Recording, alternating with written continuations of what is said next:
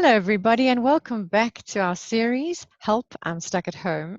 I'm Karen House, and this is Leanne Hunt. How are you today, Lee? You good? Morning. I'm fine. It's been raining like crazy for the last few days. It's really chilly. Wow, yes, it's a little chilly in Durban too, actually. We're all wrapped up Mm-hmm. now, and it's only autumn.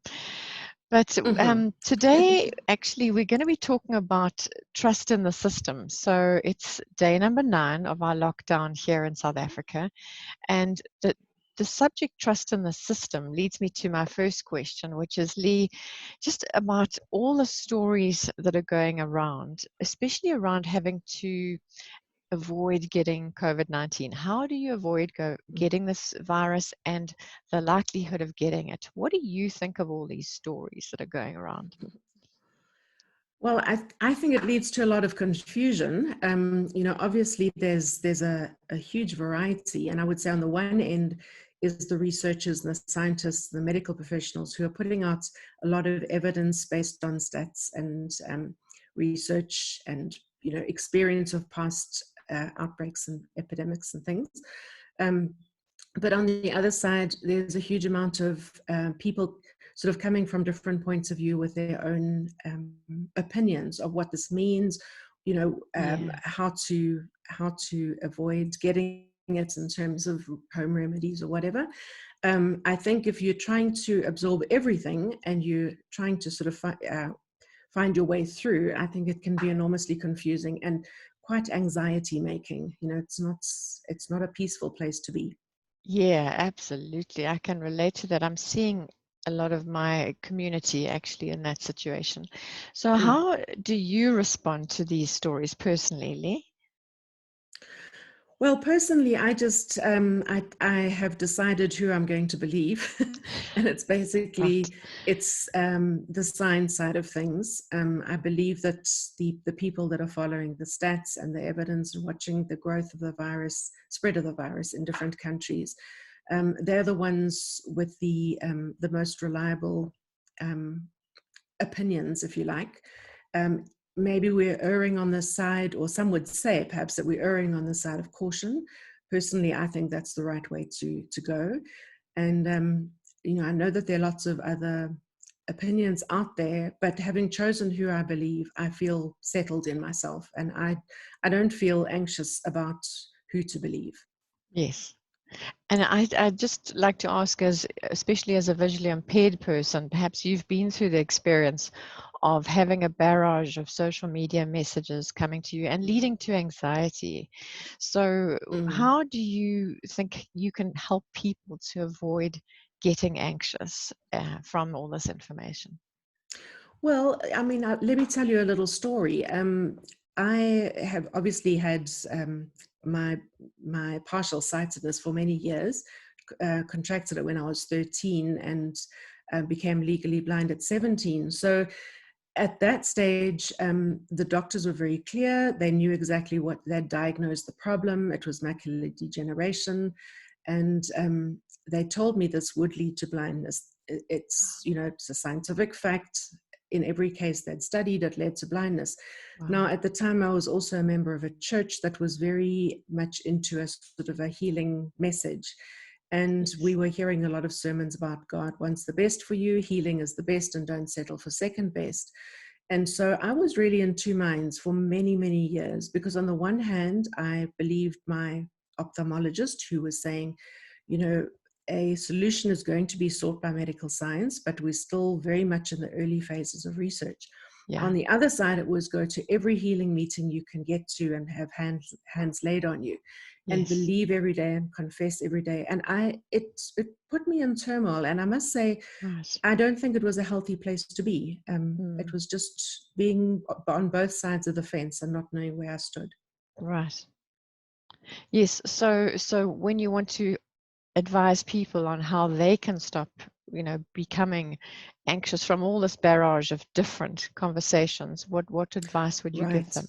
Oh, okay. Right. So I've basically got four points that I can share. The Okay. first one would just be, as I say, choose who you want to believe. Yes. And it doesn't really matter who you choose to believe because that's your own business. But when you've decided who you're going to believe, the next thing is to reduce your exposure to conflicting beliefs. Right. Particularly on social media, we're going to hear a lot of different points of view. And I've made it a policy. I will have social media accounts from friends who believe different things to me, but I certainly won't go and follow people with a completely different point of view. And I'm sure most people feel the same way. It's disruptive. Yes. Avoid arguments, avoid debates, avoid those kind of things out there that are just going to stir up your anxiety, your sense of not knowing, of doubt, of Yes. being sort of tossed around, from one place to another. Just reduce your Yes. exposure to those things. The third point would be just don't overthink it in your own mind. So having made your choice of who to believe and having reduced your exposure, the next thing is don't question your behavior. So don't sort of say, oh, but maybe I should be listening to the other point of view. Maybe I'm missing out. Maybe Right. I'm betraying a part of me that believes the other point of view. And maybe I should go back and just rethink it, relook at it. Maybe I should be careful that I don't miss out on what the other side is saying. That is really, it's a waste of time and it's a waste of energy, because it's only going to keep you going around in some sort of a spiral. I'm thinking like a vortex. It pulls you Yes, like a down. guilt cycle. Yes. Yeah, exactly. So it just pulls you down, and it's not going to help you at all, especially when you consider that for your own mental health, your own emotional health, calm and peace and tranquility are definitely a far better place to be. And Right. then my fourth point would just be to let go of the need to be right. So accept that people will have different points of view to your own. And when they present them, don't be hostile towards them. Just be curious. Ask Mm. them why they believe what they do. Have if, as much as they will permit you to have a civil conversation. Make it an interesting exchange of views, and you'll find that if you do that, it leads to a deeper trust between you and that other person. It also leads to a respect for, maybe there are um, um, what's the word? Entertaining, but that's not exactly the word. But just um, Well, they might they have quite a are. big following. They might be very popular. They might be an influencer even. Exactly. So they have access to information that perhaps you don't have, and that can be very interesting for a conversation. Yes. Um, and it can also lead to humor, because if you know that this is what you believe and they believe something different, you can actually joke about it. It Yes. becomes a very easy way to just let off sort of steam and turn the whole defuse the situation. That's what I'm trying to say. Yeah, Yeah. defuse the situation. So there's no anxiety. It's just a case of we believe different things, we can laugh about it, and we both go forward on our own paths. And that's a very mature way of looking at it, because it doesn't allow you to become um, judgmental of other people, and it doesn't lead to division in relationships. It allows you to stay at peace with other people and at peace with yourself. Yes, lovely. Wow, so those Yeah. are four great points. It actually reminds me of the saying, we don't have to agree with each other, but let's be Hmm. kind to each other. Yes, good And I point. think at this Yeah, time very it's much so. important. Kindness is Mm. really important. And we are seeing such Mm. interesting changes going on in society. So Mm. today we've got trust in the system. Just finishing off Mhm. on that. Thank you, Lee. And we are going to be continuing on with episode 10 tomorrow. So have a lovely Mm. day, everybody. It's a Yes. Saturday, and we wish you a lovely weekend. Bye, everybody. Bye, Lee. Okay, bye bye then. Thanks.